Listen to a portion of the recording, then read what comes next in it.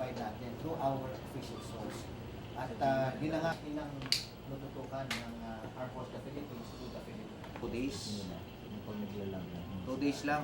Ha? Ipupulat. Okay, di ba nung una ay may set of demands. Tapos nung second may mga pronouncement na ang demand na lamang ay yung removal ng mga military asset doon sa isang lugar to include yung Syrian Arab Armed Forces. Silang nababalitaan, katulad daw na nakaposas daw.